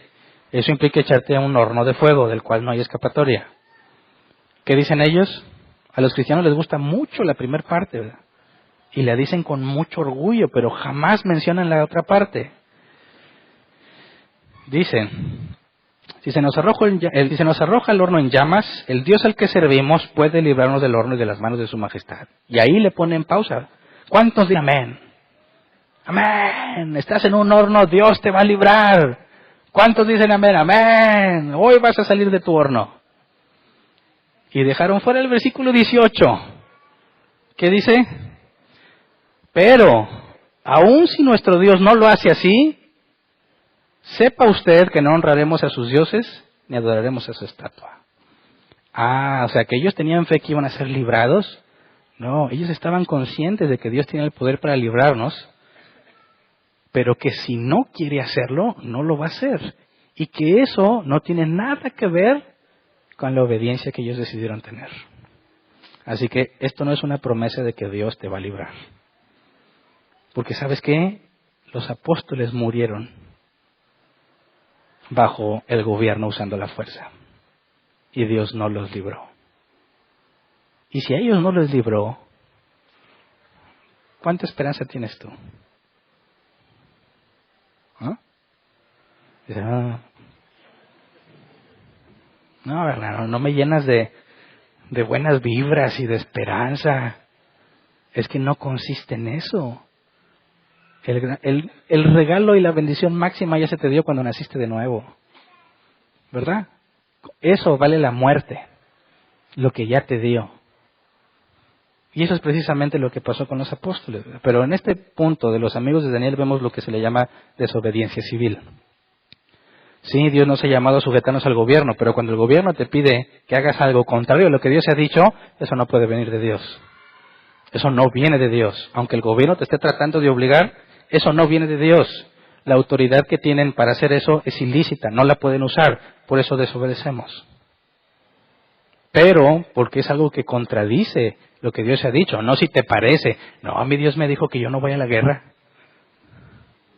Eso para nada va a ser objetivo, ¿verdad? Cada quien va a decir, a mí Dios me dijo esto, a mí Dios me dijo, hermano, no pagues el predial, que no voy a desobedecer a Dios. Estamos hablando de lo que es claro, revelado en la Escritura, ¿verdad? Y la idolatría estaba prohibida. Otro ejemplo, Hechos 4:18. Caso de los apóstoles, los llamaron y les ordenaron terminantemente que dejaran de hablar y enseñar acerca del nombre de Jesús. Una instrucción directa, ¿verdad? Leamos del 13 al 17 para tener un poco el contexto. Los gobernantes, al ver la osadía en que hablaron Pedro y Juan, y al darse cuenta de que eran gente sin estudios ni preparación, quedaron asombrados y reconocieron que habían estado con Jesús. Además, como vieron que los acompañaba el hombre que había sido sanado, no tenían nada que alegar. Así que les mandaron que se retiraran del consejo y se pusieran a deliberar entre sí. ¿Qué vamos a hacer con estos sujetos? Es un hecho que por medio de ellos ha ocurrido un milagro evidente. Todos los que viven en Jerusalén lo saben y no podemos negarlo. Fíjate qué cosas, ¿verdad? Ellos dicen, ocurrió un milagro, no lo podemos negar. Estos hombres, Dios los usó para sanar a un ciego, es innegable. ¿Y qué deciden hacer? Pero, para evitar que este asunto siga divulgándose entre la gente, vamos a amenazarlos para que no vuelvan a hablar de ese nombre a nadie. Eso es dureza de corazón, ¿verdad? Tienes la evidencia y aún así no te interesa. No quieres saber nada con el Dios que ellos predicaban. Así que deciden, versículo 18, los llamaron y les ordenaron terminantemente que dejaran de hablar y enseñar acerca del nombre de Jesús. ¿Tienen la autoridad para hacerlo? ¿Pueden usar la fuerza para hacerlo? ¿Y cuál es la respuesta de los apóstoles? Versículos 19 y 20, pero Pedro y Juan replicaron, ¿es justo delante de Dios obedecerlos a ustedes en vez de obedecerlo a Él? Júzguenlo ustedes mismos. Nosotros no podemos dejar de hablar lo que hemos visto y oído. Ellos habían sido encomendados por el mismo Dios, a quien se supone que estos dirigentes sirven. Y cuando tienes esta contradicción, que estos supuestamente con la autoridad que Dios les dio, le piden a ellos que hagan algo en contra de lo que Dios ya dijo, eso es obviamente falso. Así que no, júzgame, obedezco a Dios o te obedezco a ti. Desde la perspectiva cristiana eso es absurdo. No puedo obedecerte a ti porque tu autoridad viene de Dios y Dios ha ordenado lo opuesto a lo que tú me estás pidiendo. No lo voy a hacer. Es primero obedecer a Dios antes que a los hombres. Y no estoy hablando de que tienes el permiso para desobedecer. Tienes la obligación de desobedecer. ¿Me explico? Obligación, porque si no, estás en pecado. Si prohíben predicar a Cristo, ¿qué vamos a hacer? Lo vamos a predicar. Si prohíben hablar de la Biblia o entregar Biblias o leer la Biblia, lo vamos a seguir haciendo. Si prohíben las reuniones del culto de la iglesia, lo vamos a seguir haciendo. Yo no creo que pudiéramos aquí, seríamos muy evidentes. Los cristianos en la historia se escondían en las catacumbas, donde enterraban a los muertos, ahí se reunían. Hacían túneles subterráneos para poder reunirse sin que fueran sorprendidos por la ley. Pero eso no es ilegal. Claro que sí. Pero obedecemos a Dios, no a los hombres. Y les costó la vida. Si eres médico y te obligan o te tratan de ordenar que practiques el aborto y eres cristiano, no debes hacerlo. Si eres policía o soldado y te piden que asesines injustamente, no debes hacerlo. Nadie puede decir, mi autoridad me lo mandó. No, la autoridad no es esa persona que te lo mandó. La autoridad es Dios. Y toda autoridad proviene de Él. Bueno, ¿qué me dices del maestro en el salón de clases? No tiene nada que ver con el gobierno. ¿Sigue siendo autoridad pública? Es tu autoridad ahí en el salón y fue puesta por Dios. Pero ese maestro, sí, ese maestro fue puesto ahí por Dios, ¿verdad? Oye, ¿y el oficial que está ahí el guardia que está en los bancos? Dice que no puedes entrar con gorra y con lentes, ¿verdad? Por razones de seguridad, porque los que entran con gorra y con lentes es muy probable que lo que quieren es robar y que no quieren que la cámara los vea. Sin embargo, yo veo muchos peleándose con el guardia que porque no se quieren quitar la gorra y no se quieren quitar los lentes. Pero no vayas a hacerte un cristiano que diga, yo nomás obedezco a Dios. Tú no eres nadie para darme órdenes. Pagano y circunciso. Eres una autoridad pública en ese lugar en el que estás. Así que, ¿quiénes son de la sociedad los que deben ser ciudadanos modelos y ejemplares? Los cristianos. ¿Y si el gobierno es corrupto? ¿Y el dinero que le den impuestos se lo gasta en cosas que no valen la pena? Ni modo. Dios va a hacer justicia. ¿Verdad? Entonces, nos debemos sujetar a las autoridades porque esa autoridad es derivada de la autoridad de Dios. Pero si las autoridades nos ordenan que hagamos algo que Dios prohíbe o que prohíban algo que Dios ordena, debemos desobedecer. Debemos desobedecer. Por eso en 1 Timoteo 2, 1 al 3 nos dice Pablo: así que recomiendo ante todo que se hagan plegarias, oraciones, súplicas y acciones de gracias por todos, especialmente por los gobernantes y por todas las autoridades, para que tengamos paz y tranquilidad y llevemos una vida piadosa y digna. Esto es bueno y agradable a Dios nuestro Salvador. ¿Entiendes por qué? Porque se supone que el gobierno y las autoridades públicas deben refrenar la maldad. Y si refrenan la maldad, nosotros como cristianos vamos a tener libertad para servirle a Dios como lo hacemos. No se trata de: Señor, bendice a nuestras autoridades, que les vaya bien en su familia. Y que no. O sea, no debemos orar sin entendimiento, ¿verdad? Es algo que los cristianos hacen repetitivamente y no tiene ningún sentido que lo hagan porque ni siquiera entienden cómo es que la autoridad les afecta. Nos vemos como algo totalmente ajenos al gobierno, pero no es así. Se supone que servimos al mismo Dios y que necesitamos que el gobierno haga lo que le corresponde para que tengamos la libertad que necesitamos para predicar el Evangelio. Así que no hay ningún conflicto en que un cristiano esté en la política. Puede ser muy beneficioso, pero ningún cristiano puede tener ministerio en la iglesia y en la política al mismo tiempo. Uno o el otro, escoja a lo que Dios le ha llamado, ¿verdad? Entonces, las preguntas que hicimos al principio: ¿puede interferir el gobierno con la iglesia? Mientras la iglesia está haciendo lo que la Biblia dice, el gobierno no tiene ninguna injerencia. Si el pastor se está robando el dinero, que interfiera, ¿verdad? Al revés, ¿podemos nosotros pedir al gobierno que no legalice el aborto? Claro, porque debe de preservar la vida humana. Y el aborto es lo contrario. ¿Qué me dices del matrimonio homosexual? A ver. ¿Qué pasó en Sodoma y Gomorra? ¿Solo porque eran homosexuales? No. No puedes redefinir la familia. Como cristianos podemos decir: gobierno, ¿quieres regularizar los compromisos que hacen los homosexuales entre ellos? Eso no hay ningún problema en que lo haga, ¿verdad? ¿Quiere establecer un contrato civil para que la pareja homosexual tenga derechos y obligaciones?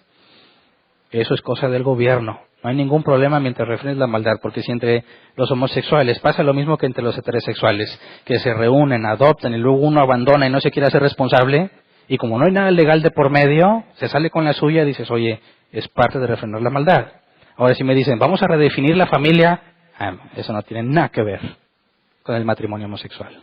¿Me explico?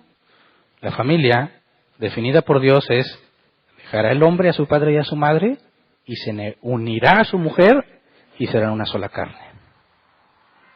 No aceptamos redefinición de lo que Dios ha definido. Pero si el gobierno quiere regular para evitar la maldad, los cristianos no debemos tener ningún conflicto.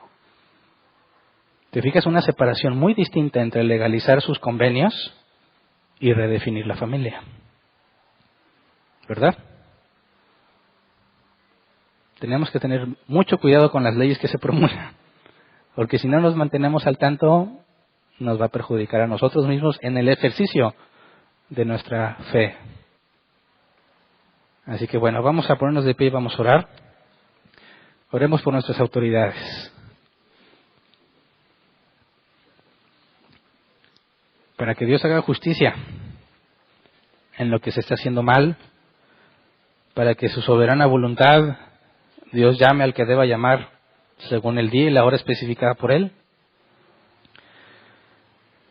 para que los cristianos no vivamos ajenos del mundo que nos rodea y que podamos responder ante tantas situaciones que traen conflicto en la sociedad por cristianos bien intencionados que no conocen a profundidad la Escritura, que terminan menospreciando a otro ser humano con la justificación de que es homosexual, cosa que es totalmente indebida.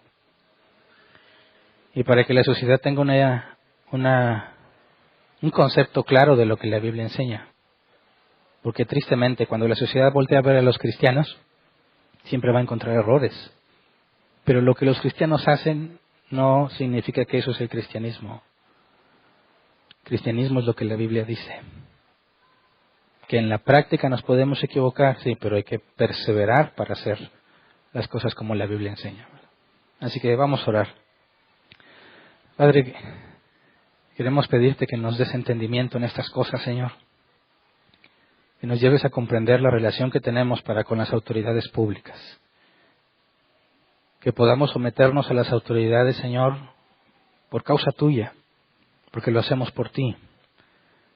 Sabemos, Señor, que tenemos gobiernos deficientes y que siempre lo serán mientras estemos en este mundo. Por eso anhelamos el día que tú regreses, Señor, pero mientras estamos aquí, te rogamos por los que están en autoridad, para que tú refrenes el mal en ellos, Señor. Solo tú lo puedes hacer. Ellos son encargados de refrenar el mal, Señor, pero nosotros no podemos frenarlos a ellos cuando deciden hacer el mal. Y es por eso que te rogamos que en tu misericordia refrenes el mal en ellos. Hazlos obrar con justicia, Señor. Muéstrate a ellos según tu voluntad. Quisiéramos, Señor, escuchar de cristianos bíblicos en el gobierno. Personas que realmente te sirven, que conocen tu palabra, que entienden la relación entre el gobierno y la iglesia, que busquen realmente refrenar el mal y no beneficiarse a sí mismos, Señor. Personas íntegras, que busquen hacer el bien desde los puestos de influencia que el gobierno puede brindar. Enséñanos, Padre, a ver la autoridad del gobierno como parte tuya, a pesar de los errores del gobierno.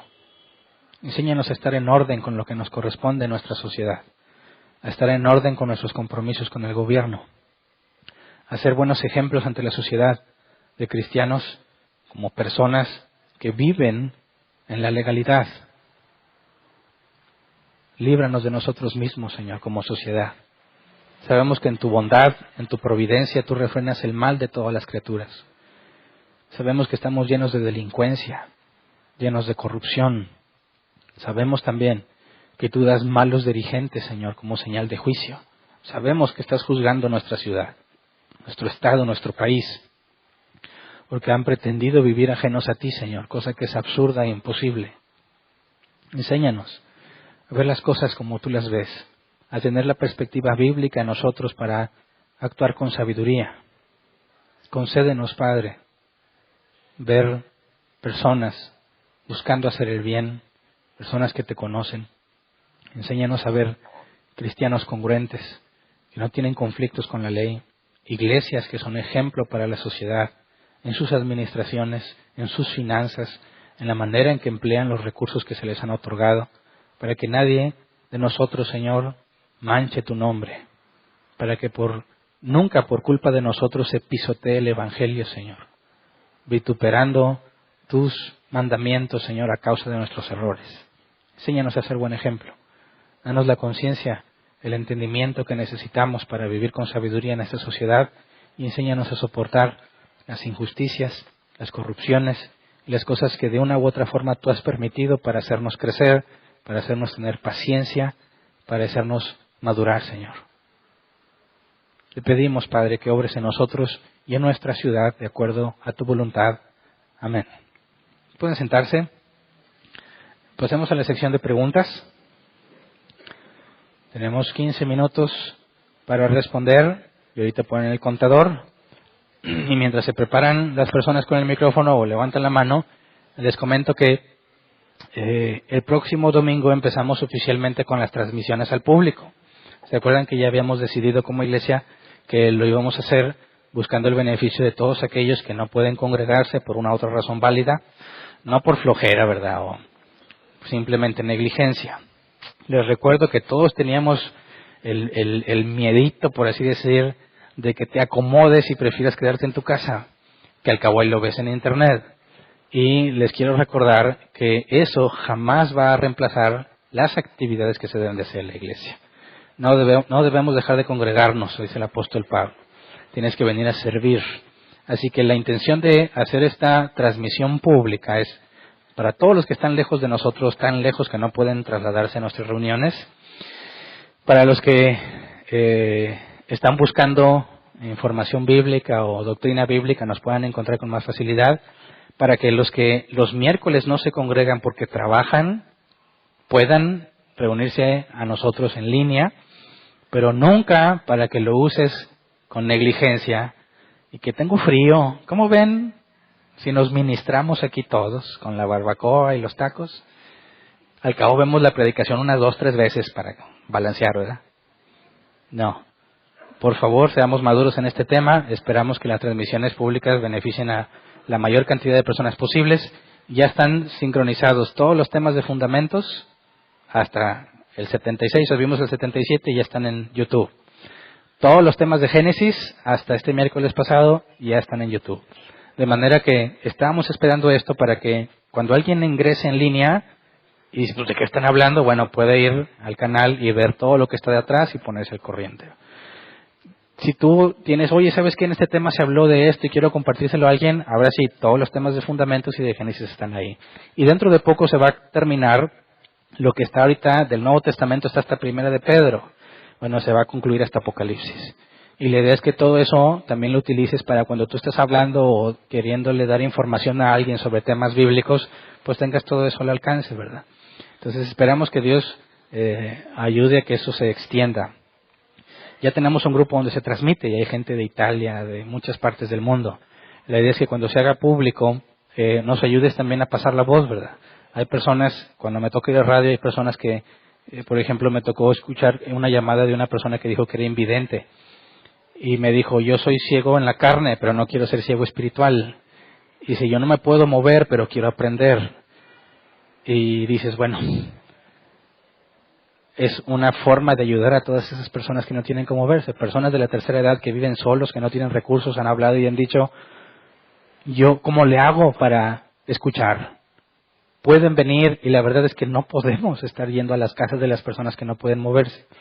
Así que yo sé que no todos tienen el dinero para tener un servicio de Internet, algunos en sus teléfonos, así que se están buscando alternativas, no nada más en YouTube. Vamos a ver si es posible transmitir en Facebook, porque casi todos los teléfonos que tienen Internet, el Facebook es gratis. Entonces pudiesen ver toda la predicación completa y la transmisión sin costo. Entonces vamos a buscar alternativas para poder poner al alcance de los que realmente están buscando doctrina bíblica y que la pueden tener. Entonces ese es el objetivo. Lo importante es que este domingo, hoy terminé el estudio de lo que tiene que ver con la iglesia. El lunes voy a empezar a estudiar lo que tiene que ver con el individuo, desde el punto de vista de un cristiano en lo personal. Ya estuvimos estudiando todo lo que tiene que ver con la iglesia y esta fue la última parte. El domingo que viene empezamos con la parte del cristiano como persona y es cuando vamos a invitar a todos a la transmisión pública y que empecemos juntos. ¿Ok? Muy bien, ahora sí, ya tenemos el cronómetro. Aquí hay una persona con el micrófono.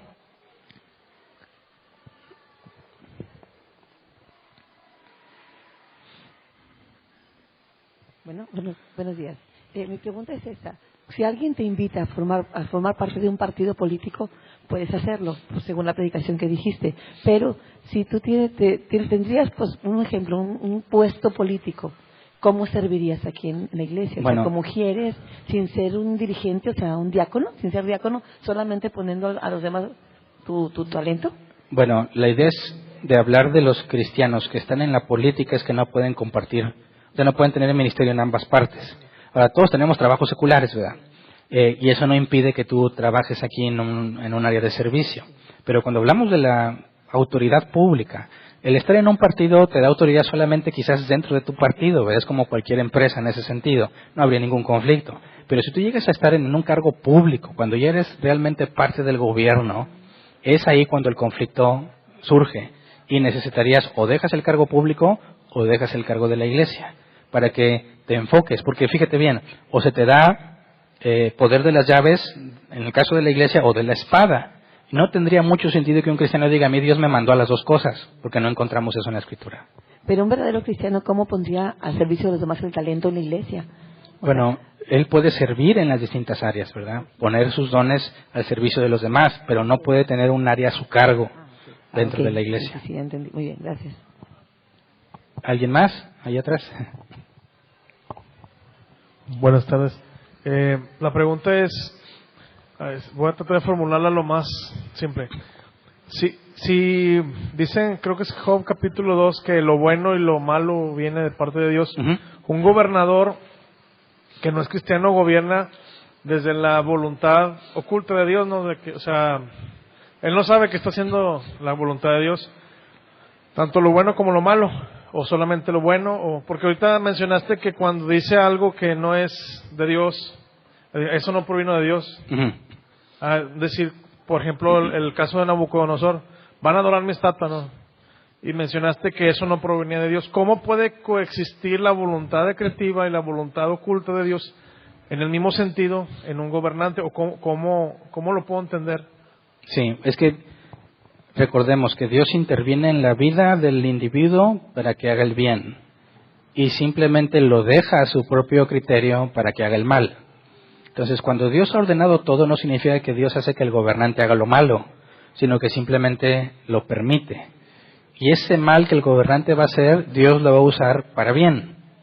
Ahora, nosotros estamos llamados a obedecer al gobierno a causa de la autoridad divina. De manera que si el gobierno pretende usar esa autoridad para llevarte a hacer algo contrario a Dios, no tenemos por qué obedecerlo. Pero no estamos diciendo que por eso la autoridad que recibió no es divina. Es decir, él recibió autoridad, como por ejemplo Nabucodonosor. Bueno, antes, los israelitas. Dios les da autoridad para que desalojen a los cananitas. Y luego Dios usó a Nabucodonosor para desalojar a los israelitas. Y la maldad de Babilonia, Dios la usó para echar fuera a los israelitas. Ya sabemos que quedó un remanente y que Daniel y todo lo que pasó y cómo Dios incluso, a pesar de que estaban bajo el control, los hizo avanzar y los hizo prosperar. Vemos entonces que cuando tiene la autoridad de parte de Dios, Nabucodonosor, Dios le va a permitir hacer cosas malas y lo va a llevar a hacer cosas buenas. Entonces, el hecho de que haga cosas malas y que nosotros no lo obedezcamos, no significa que la autoridad que recibió no se la dio Dios. Simplemente que el ejercicio que él quiere hacer, no lo aceptamos porque es contrario a lo que Dios le dijo. ¿Me explico? De esa manera los cristianos han muerto en muchísimos periodos de la historia, que reconociendo que Dios le ha dado autoridad y le aplican el rigor de la ley al cristiano que desobedece, han permitido que los maten con tal de no rebelarse a la autoridad que Dios le dio. O sea, no hay conflicto entre la maldad que ellos ejercen y lo que Dios les permitió hacer. ¿Me explico? Okay. ¿Alguien más? Aquí hay dos. Buenos días. Entonces, eso que acabas de explicar sería la respuesta a por qué Dios permite un gobierno como, por ejemplo, China. Y fíjate bien, históricamente tú puedes ver que donde más persecución hay, más evidente es la gracia de Dios con la iglesia, más se expande la iglesia. Entonces, tenemos esto que sucedió en Jerusalén, ¿verdad? Era muy grande la iglesia, ¿verdad? Y vino persecución por parte de las autoridades, por parte del gobierno. ¿Y qué pasó? Los obligó a moverse. Pero esa persecución es lo que detonó el crecimiento de la iglesia. Entonces, históricamente podemos ver que cuando Dios permite persecución en algún lugar específico, es porque Dios quiere dispersarlos, que de otra manera no lo hubieran hecho, como sucedió en el caso de Jerusalén. Entonces, en este caso específico de China y cuando hubo persecución en Egipto y en otras partes, no podemos saber con detalle ahorita exactamente lo que pasó, la voluntad decretiva, lo que estaba oculto, pero conforme pasa el tiempo, hemos visto que la iglesia siempre prevalece, como Jesús dijo, las puertas del Hades no prevalecerán en contra de ella.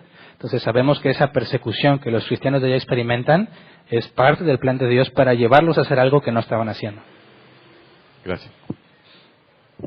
¿Ahí hay otra pregunta atrás? Buenas tardes. Buenas tardes. Bueno, es un supuesto que yo estaba pensando, vamos a pensar de que en México se autorizara la pena de muerte y se viene una votación no anónima, o sea, se va a saber quién votó a favor y quién no. Uh-huh. Pensando en refrenar la maldad, pues uno dice, pues sí, porque ya ha llegado el grado de maldad evidente y vergonzoso, pero por el valor de la vida, o sea, ¿qué debe de pesar más a nosotros como cristianos? Ok, por eso decía yo que si tenemos el estándar de lo que es bueno en Dios y buscamos cómo Dios ha lidiado con eso, ¿qué encontramos que Dios hizo? Fue Dios quien instituyó la pena de muerte. De manera que si nosotros aceptáramos que legalmente hubiese pena de muerte, no estamos haciendo algo en contra de lo que Dios ha establecido. El punto es que tendríamos que asegurarnos que el juicio sea justo. para que ningún inocente sea condenado a muerte. Es decir, el problema no es la pena de muerte, sino el sistema judicial que puede llevar a una persona a la muerte. Y eso es lo que habría que reforzarse. ¿Me explico? Entonces, volvemos a caer a lo mismo, porque si el sistema no está incorruptible, que sabemos que nuestro sistema no es sano, entonces votamos a favor de algo que más adelante va a afectar a inocentes. Puede ser. Es decir, tú tendrías que evaluar si eso que en teoría el gobierno va a establecer es para detener el mal. Y tendrías que analizar la situación de la delincuencia. ¿Qué pasa con los delincuentes que encierran en las cárceles? Se supone que la cárcel es para reintegrarlos a la sociedad. ¿Funciona? Definitivamente no, porque ahí es una maestría y doctorado en criminalidad, ¿verdad? Salen más expertos. Los metes ahí novatos, salen expertos. Ahora tendríamos, ¿por qué no antes de instalar pena de muerte, por qué no se fortalecen esas instituciones, verdad? O sea, habría que considerar otras opciones antes de llegar ahí. Pero aún si llegáramos al punto en el que es una alternativa viable porque lo demás no funciona, bíblicamente no tendríamos conflicto en que se estableciera una pena de muerte. ¿Me explico? Ya quedaría el criterio de cada quien si votas a favor o en contra. Pero bíblicamente hablando no tendría conflicto. Ok, gracias. ¿Alguien más? Allá hay dos.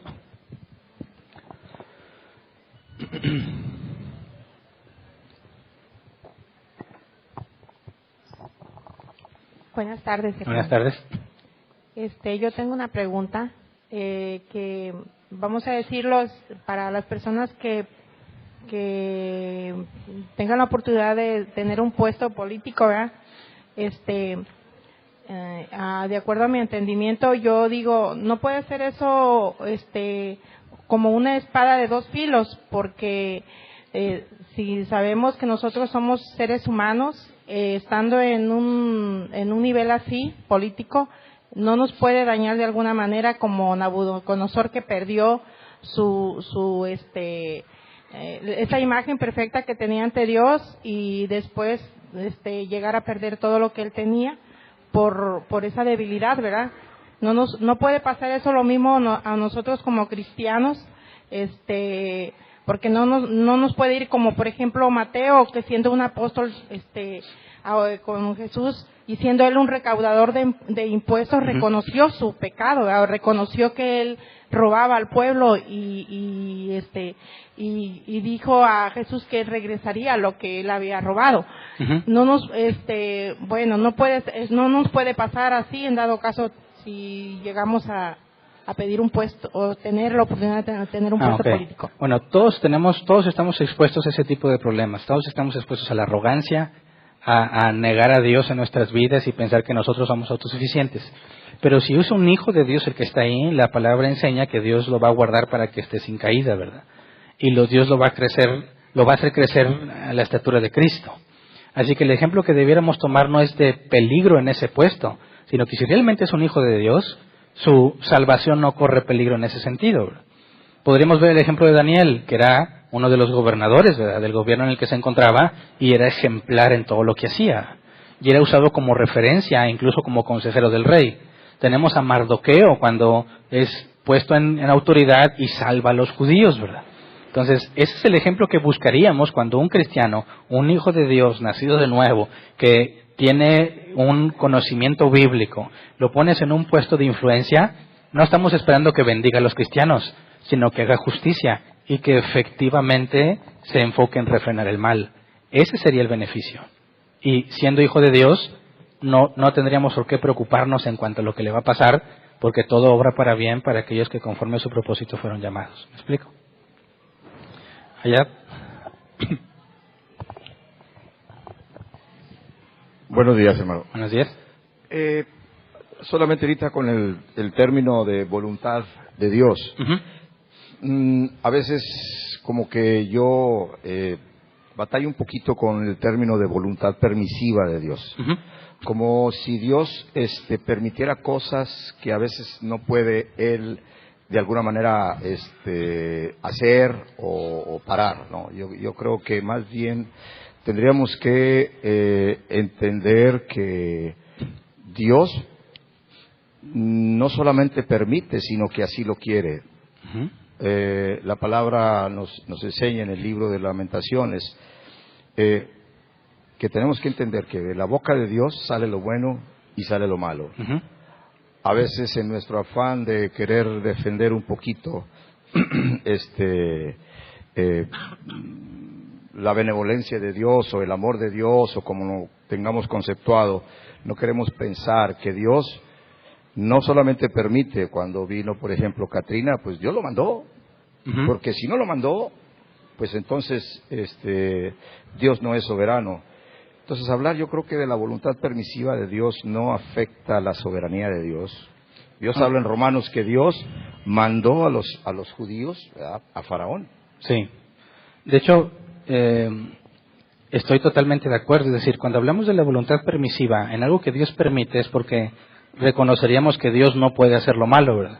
Entonces hacemos una distinción entre el obrar activo de Dios y el obrar pasivo de Dios.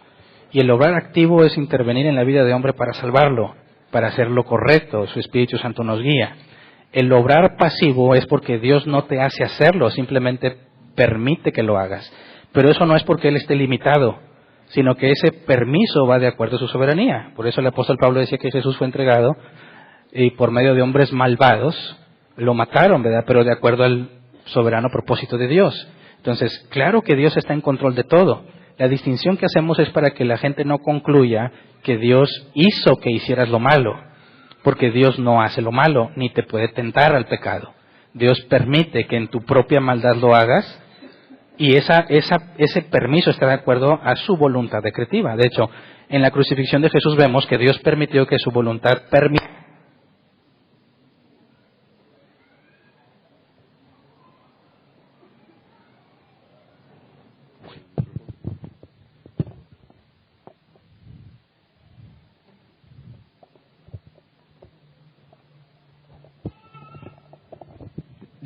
vemos que Dios permite que su voluntad permisiva sea quebrantada para cumplir la decretiva.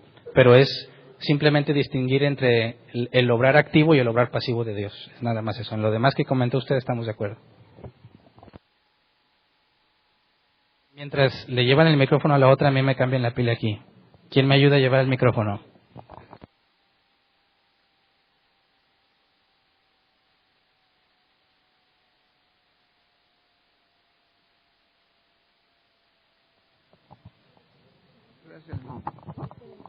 Buenas tardes, mi hermano. Sí, ya. ¿Ya? No era espiritual, era de energía. Ahora sí. Nomás una pregunta, una duda. Yo la conozco, la respuesta, nomás que lo quiero escuchar de... Es una prueba para mí nada más. Quiero escucharlo como espiritualmente, ¿verdad? Okay. Es una cosa legal. En el caso de que estás hablando de que dices que cuando la persona se mete a una casa y no quiere salirse, la ley lo va a conminar a que se salga. No se sale, lo van a desalojar. Eso lo tengo perfectamente entendido. A donde voy es el caso en el que la situación se torna desesperada y a veces la gente no entendemos que el procedimiento de la ley es hasta corrupto. En México tenemos una ley que se hace para donde va como dice el dicho, el dinero, ¿verdad? A veces es injusto, pero a veces no sabemos entender el camino que hay que esperar. ¿Qué sucede cuando la persona está cansada, está desesperada y dice, yo ya no me puedo esperar, voy a actuar por mis propias fuerzas, yo lo voy a poner remedio, en pocas palabras, yo la voy a sacar? Ahí que, como cristianos, ¿qué podemos esperar de parte de Dios? Ok, bueno, eso es en relación a lo que yo comentaba. La voluntad preceptiva de Dios es que la autoridad haga justicia, ¿verdad? Y cuando no lo hace, sabemos que no está ajeno a la voluntad de Dios lo que sucedió, sino que esa violación a la voluntad prescriptiva, a lo que debería de hacerse, es parte de su voluntad decretiva. Es algo que Dios ordenó, que está oculto para nosotros, que no entendemos, pero vamos a entender. Yo le puedo poner un ejemplo en mi caso. Yo trabajo por proyectos y a mí me pagan cuando entrego el trabajo. Y yo me he encontrado injusticias donde yo ya entregué el trabajo y no me pagan. Y créeme, yo al principio dije, esto es injusto, ¿verdad? Y el cristiano debe buscar justicia. Y ahí ando peleándome con quien pueda para que me paguen. ¿Sabes qué logré? Nada. Porque ahora el que me va a pagar está de malas. Y tiene todo el derecho de tardarse lo que quiera. Y me afecta, ¿verdad? Así que por experiencia tuve que pedirle a Dios sabiduría y aceptar que aunque es injusto que no me hayan pagado, eso no es ajeno a la voluntad de Dios. Y a veces he aprendido con la experiencia que Dios no me dio el dinero porque si lo hubiera tenido en las manos hubiera gastado algo que después me di cuenta que no era necesario. O porque quizás no hubiera hecho mal uso del dinero, pero lo hubiera gastado en cosas que me iban a llevar a desaprovechar otras oportunidades. Entonces, por la experiencia aprendí que el cristiano tiene que esperar a que Dios haga justicia. Buscamos los medios legales, es decir, oye, la persona que está a cargo de esta área y hablas con los gerentes de lo que tú quieras con tal de que te arreglen, pero siempre con respeto, ¿verdad? Siempre con una postura de mansedumbre, reconociendo que la autoridad que ellos tienen no es algo de ellos, sino que proviene de Dios. Y si Dios quisiera, los haría pagarme aún antes de que acabe el trabajo. Y si no fue así, yo puedo ver que es Dios quien lo está haciendo. Entonces, todos los cristianos debemos aprender a ser sabios y esperar que Dios haga las cosas como Él las quiere hacer, y que nosotros podemos usar los medios legales o permitidos para buscar justicia, y si aún así no se cumple, no resta más que esperar en Él. Ese es el camino que la sabiduría de Dios marca. Claro que tú tienes libertad de hacer lo que tú quieras, pero ahí me cuentas cómo te fue. ¿Alguien más? ¿No? ¿Sí? ¿No? ¿O quién? ¿Ah, sí? Ah, se acabó el tiempo, ¿verdad? Gloria a Dios por el cronómetro, porque yo le hubiera seguido. Ya ven por qué era necesario. Porque me emociona y le sigo, ¿verdad? Bueno, las preguntas que no se pudieron contestar en línea, el jueves lo podemos contestar cuando me reúna con ellos. Es todo, pues. Entonces,